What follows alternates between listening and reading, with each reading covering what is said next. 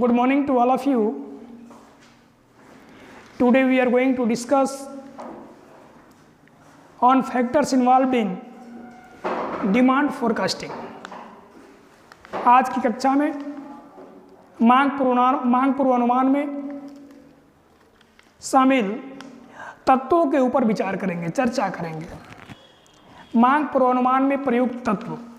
आज की कक्षा का शीर्षक के टॉपिक है हम लोगों का मांग पूर्वानुमान में प्रयुक्त तत्व। कौन कौन से फैक्टर्स डिमांड फोरकास्टिंग में इन्वॉल्व होते हैं या किन फैक्टर्स के अकॉर्डिंग मांग का पूर्वानुमान लगाते हैं या मांग का पूर्वानुमान लगाने के लिए कौन कौन से तत्वों का विश्लेषण आवश्यक है। हम जानते हैं मांग पूर्वानुमान से पहले मांग पूर्वानुमान भावी समय के लिए, भावी बाजार का, किसी संस्था के लिए भावी बाजार का या भावी समय के लिए उसके विक्रय का अनुमान लगाना ही मांग पूर्वानुमान है। उसके विक्रय का अनुमान लगाना ही मांग पूर्वानुमान है। अगले कक्षा में इस सीरीज में इस क्रम में बैठ जाओ, इस क्रम में हम लोग जानेंगे कौन कौन से ऐसे फैक्टर हैं जो डिमांड फोरकास्टिंग को प्रभावित करते हैं। यह मांग पूर्वानुमान के लिए ऐसे कौन कौन से फैक्टर हैं जिनकी अत्यंत आवश्यकता है। समय अवधि, क्या बेटा मेरे साथ बैठ जाओ। समय अवधि, टाइम पीरियड, लेवल, स्तर, एरिया, क्षेत्र, कंडीशन ऑफ गुड्स, वस्तुओं की स्थिति, क्लासिफिकेशन ऑफ गुड्स, वस्तुओं का वर्गीकरण और स्पेसिफिक फैक्टर, विशेष तत्व। कुछ ऐसे फैक्टर हैं जो डिमांड फोरकास्टिंग के लिए, वस्तु के मांग का पूर्वानुमान के लिए, मांग का भावी समय के लिए अनुमान लगाने के लिए अत्यंत आवश्यक है। अभी पिछले क्लास में, पिछले कक्षा में हम लोगों ने पढ़ा था कि मांग पूर्वानुमान क्या है, उसके परिचय के बारे में, डेफिनेशन, परिभाषा के बारे में, और मांग पूर्वानुमान कितने प्रकार का होता है। एक बार और जानने का प्रयास करेंगे आपसे कि मांग पूर्वानुमान कितने प्रकार का होता है। How many types of demand forecasting? Mukesh, how many type of demand forecasting? मांग पूर्वानुमान कितने प्रकार का होता है? There are two types of demand forecasting. First is short term demand forecasting and second is long term demand forecasting. मांग पूर्वानुमान दो प्रकार का होता है। कौन कौन सा? अल्पकालीन, पहला होगा अल्पकालीन मांग पूर्वानुमान और दूसरा होता है दीर्घकालीन मांग पूर्वानुमान। यानी मांग पूर्वानुमान भी हमारा दो प्रकार का होता है। अल्पकालीन मांग पूर्वानुमान से क्या अभिप्राय है? एक ऐसा पूर्वानुमान जो एक साल से कम समय के लिए किया जाता है। जब किसी विशेष वस्तु का, किसी विशेष संस्था के विशेष वस्तु का एक समय से कम समय अवधि के लिए, अतः छमाही, त्रैमासिक, मासिक या साप्ताहिक पूर्वानुमान जब करते हैं तो अल्पकालीन मांग पूर्वानुमान कहलाता है। लेकिन जैसे ही हम किसी वस्तु विशेष के बारे में एक साल से अधिक समय अवधि के लिए पूर्वानुमान लगाते हैं तो दीर्घकालीन पूर्वानुमान कहलाता है। क्लियर है? Very good. हम अब चर्चा करेंगे टाइम पीरियड। मांग पूर्वानुमान में मांग पूर्वानुमान के प्रयुक्त तत्वों के बारे में पहला पॉइंट है टाइम पीरियड। क्या है? टाइम पीरियड, समय अवधि। सबसे पहले फर्म को तय करना होता है, सबसे पहले फर्म को तय करना होता है कि पूर्वानुमान कितनी अवधि के लिए किया जाए। पूर्वानुमान कितनी अवधि के लिए किया जाए, यह अल्पकालीन या दीर्घकालीन हो सकता है। समय को साधन क्या है? समय को निश्चित करना होगा। यानी पूर्वानुमान एक निश्चित समय के लिए होता है। ये कौन तय करेगा? फर्म तय करेगा, कंपनी तय करेगी, संस्थान तय करेगा कि हमें कौन सा पूर्वानुमान करना है, अल्पकालीन या दीर्घकालीन। अगला पॉइंट है हमारा लेवल। लेवल का मतलब स्तर। किस स्तर का हम पूर्वानुमान करें? पूर्वानुमान 3 स्तरों पर किया जाता है। पूर्वानुमान 3 स्तर पर करते हैं। पहला है व्यापक लेवल पर, लॉन्ग लेवल पर। किस पर? लॉन्ग लेवल पर, व्यापक स्तर पर। और दूसरा इंडस्ट्री लेवल पर। किस पर? इंडस्ट्री लेवल पर। और तीसरा पॉइंट है फर्म के स्तर पर। हाँ, company, firm, institution, company, institution, यानी मांग का पूर्वानुमान कितने स्तर पर होगा? तो मांग का पूर्वानुमान 3 स्तर पर किया जाता है। पहला है लॉन्ग लेवल पर, व्यापक स्तर पर, यानी व्यापक मतलब राष्ट्रीय स्तर पर। जब किसी देश के बारे में, किसी कंट्री के बारे में, किसी वस्तु का हम पूर्वानुमान लगाएंगे तो व्यापक स्तर कहलाएगा। हाँ, कह सकते हैं। लेकिन जब इंडस्ट्री लेवल पर, औद्योगिक स्तर पर उसका हम पूर्वानुमान लगाएंगे तो क्या कहलाएगा? इंडस्ट्री का लेवल कहलाएगा। जब कंपनी के स्तर पर पूर्वानुमान लगाएंगे तो फर्म का स्तर कहलाएगा। व्यापक स्तर में संपूर्ण व्यापक स्तर में यानी लॉन्ग लेवल में संपूर्ण अर्थव्यवस्था का, होल इकोनॉमी का हम फोरकास्टिंग करते हैं। किसका करते हैं? होल इकोनॉमी, यानी भारत के बारे में, इंग्लैंड के बारे में, चाइना के बारे में, पाकिस्तान के बारे में फोरकास्टिंग कर रहे हैं। तो कौन सी फोरकास्टिंग होगी? ये लॉन्ग लेवल की फोरकास्टिंग होगी, व्यापक स्तर का फोरकास्टिंग होगा। क्योंकि चाइना, भारत, इंग्लैंड ये सब एक हमारी तरह की ये भी एक देश हैं, और इनकी इकोनॉमी का, हम इनकी अर्थव्यवस्था का यदि पूर्वानुमान करेंगे, डिमांड की फोरकास्टिंग करेंगे कि चाइना में हमारे प्रोडक्ट की कितनी डिमांड है, इंग्लैंड में हमारे प्रोडक्ट की कितनी डिमांड है, या कितनी डिमांड होगी आने वाले समय में, इंग्लैंड में हमारे वस्तु की कितनी डिमांड होगी, तो यह क्या होगा? ये लॉन्ग लेवल का फोरकास्टिंग होगा। उसके बाद एनालिसिस क्या लगा है? क्या होगा? ये व्यापक स्तर का पूर्वानुमान है। जबकि उद्योग स्तर के पूर्वानुमान में किसी उद्योग विशेष का अनुमान लगाते हैं। किसी उद्योग विशेष का पूर्वानुमान लगाते हैं। इसमें पूरी अर्थव्यवस्था का अनुमान नहीं लगाया जाता है। पूरी अर्थव्यवस्था का अनुमान नहीं लगाया जाता है। सिर्फ स्पेसिफिक इंडस्ट्री के बारे में अनुमान लगाएंगे, स्पेसिफिक इंडस्ट्री का फोरकास्टिंग करेंगे। इंडस्ट्री कितने प्रकार की होती है?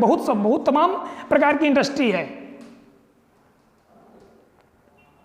यदि स्पेसिफिक इंडस्ट्री का हम फोरकास्टिंग कर रहे हैं तो क्या कहलाएगा? इंडस्ट्री स्तर का फोरकास्टिंग है, इंडस्ट्री स्तर का पूर्वानुमान है। लेकिन यदि हम किसी कंपनी का, किसी फर्म का फोरकास्टिंग करेंगे तो क्या कहलाएगा? बताइए। जब फर्म स्तर के पूर्वानुमान में किसी विशेष फर्म के, किसी विशेष कंपनी के भावी विक्रय का अनुमान लगाते हैं, किसी विशेष कंपनी के, किसी विशेष फर्म के भावी विक्रय का अनुमान लगाते हैं तो क्या कहलाएगा? फर्म का पूर्वानुमान, कंपनी का पूर्वानुमान। As per example, according to example, आप उदाहरण लीजिए। किसी वस्तु, किसी स्पेसिफिक गुड्स का नाम बताइए। पार्ले जी बिस्किट। पार्ले जी बिस्किट का नाम सुना आप लोगों ने? पार्ले जी बिस्किट देखा है? उम्मीद है खाए भी होंगे। अच्छा, आज भी खाए हैं। चलिए, अच्छी बात है। पार्ले जी बिस्किट कैसा होता है? पार्ले जी बिस्किट जब हम परचेज करने जाते हैं, कैसे परचेज करते हैं? उसका रैपर देख करके। किस तरह की पैकेट में पार्ले जी बिस्किट है, कैसा पैकेट होता है, बोलो। पार्ले जी बिस्किट को कैसे पहचानते हो कि पार्ले जी बिस्किट है? उसमें स्माइली बच्चा का रैपर दिया। एक स्माइली लड़की का उस पर रैपर होता है जो मुस्कुराती रहती है और बिस्किट को खाती रहती है। कभी जानने का प्रयास किया कि वो लड़की कौन है? पार्ले जी बिस्किट के पैकेट के ऊपर, रैपर के ऊपर जिस लड़की का फोटो बना हुआ है, आपने कभी जानने का प्रयास किया कि वो लड़की कौन है, या लड़की का फोटो कैसे लगा दिया गया? वहां पर किसी और का फोटो क्यों नहीं लगाया गया? नहीं लग सकता, क्योंकि कंपनी ने उसी के ऊपर अपना ट्रेडमार्क लिया हुआ है। प्रत्येक कंपनी का एक ट्रेडमार्क होता है, व्यापार चिन्ह होता है, और उस लड़की की फोटो को कोई दूसरी कंपनी या आप और हम यूज नहीं कर सकते। ये व्यापार के नियमों का उल्लंघन होगा। यदि पार्ले जी बिस्किट कंपनी आने वाले समय के लिए यह अनुमान लगाए, फोरकास्टिंग करना चाहे कि आने वाले समय में 2024 में पार्ले जी बिस्किट का कितना यूनिट बिकेगा, या पार्ले जी कंपनी की पार्ले जी बिस्किट्स का कितने का विक्रय होगा, अनुमान किस में लगेगा? या तो मॉनेटरी कंसेप्ट में, या तो मॉनेटरी, या तो फिजिकल यूनिट्स में, डॉलर में, रुपीज में, या जो भी हमारे देश की मॉनेटरी करेंसी होगी, या फिजिकल यूनिट्स में कितने लाख रुपए का पार्ले जी बिस्किट 2024 में बिकेगा, या कितने यूनिट्स पार्ले जी की मार्केट में बिकेगी। यदि इसका अनुमान लगाएंगे तो किसका अनुमान कहलाएगा? फर्म का या कंपनी का पूर्वानुमान कहलाएगा। यानी पूर्वानुमान कितने स्तर पर किया जाता है? पूर्वानुमान 3 स्तर पर किया जाता है। पहला हो गया लॉन्ग लेवल, व्यापक स्तर पर, दूसरा इंडस्ट्री लेवल पर, औद्योगिक स्तर पर, और तीसरा है फर्म के स्तर पर। जो सबसे न्यूनतम लेवल होगा वो फर्म का स्तर होता है, कंपनी का स्तर होता है। समझ में आया? आप नोट कर सकते हैं। अगला पॉइंट है हमारा, हाँ बोलो।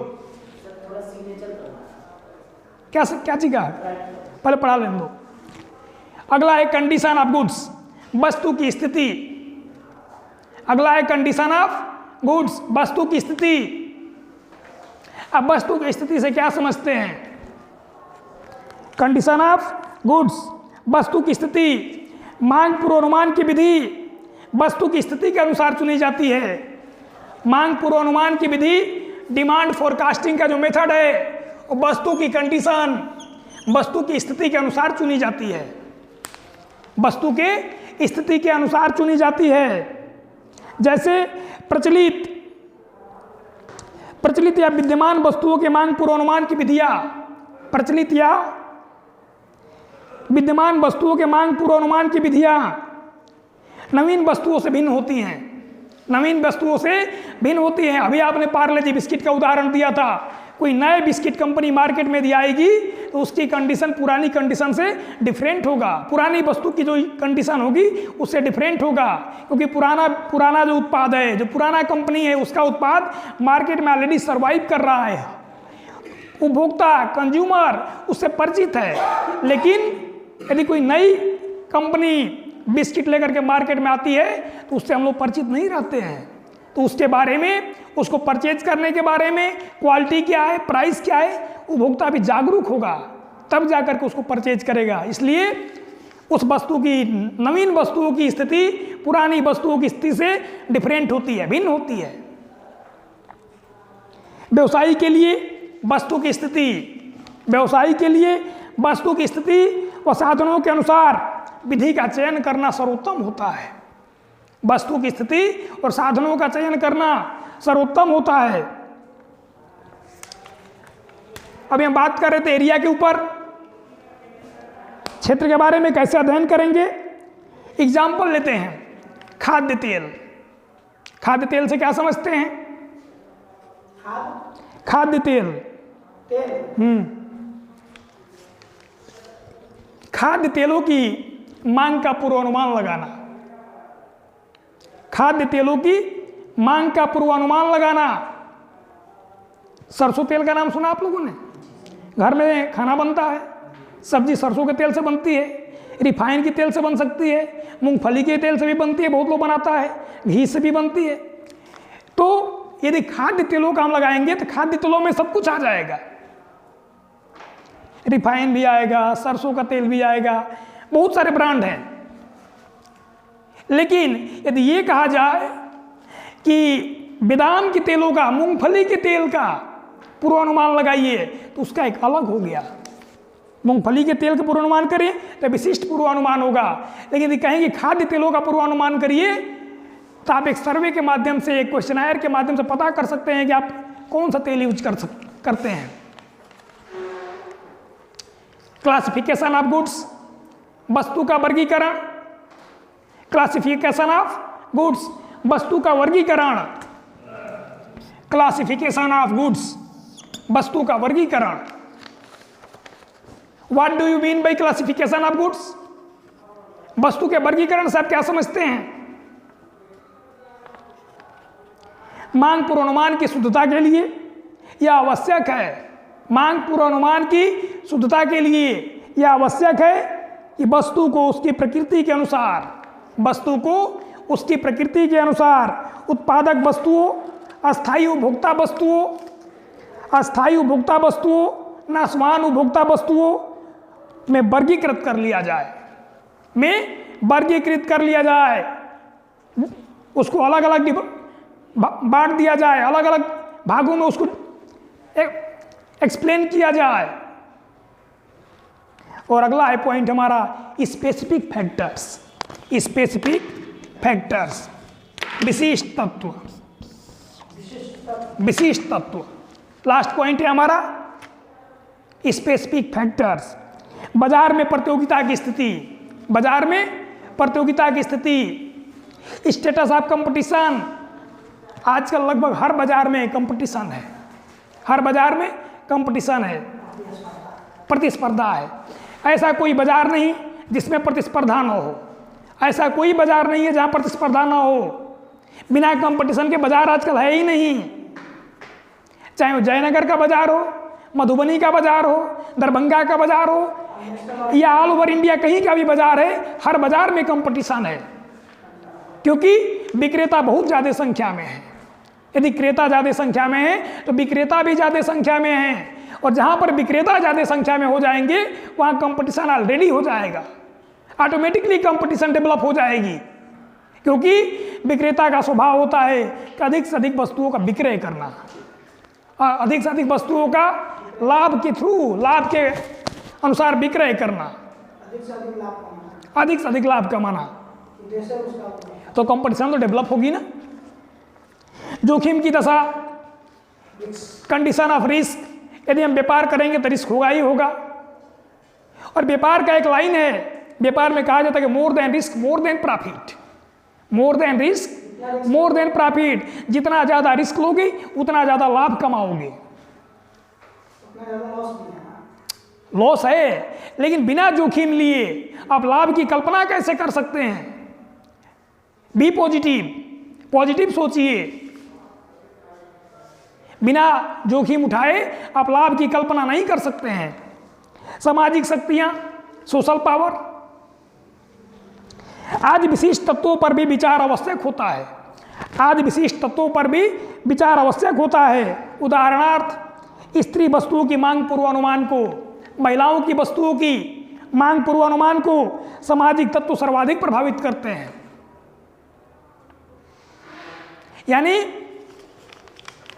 फैक्टर्स, मांग पूर्वानुमान को, डिमांड फोरकास्टिंग को प्रयुक्त प्रभावित करने वाले कितने तत्व हैं? तो पहला है time period, level, area, condition of goods, classification of goods, और लास्ट है स्पेसिफिक फैक्टर। Any query? कोई क्वेरी नहीं है?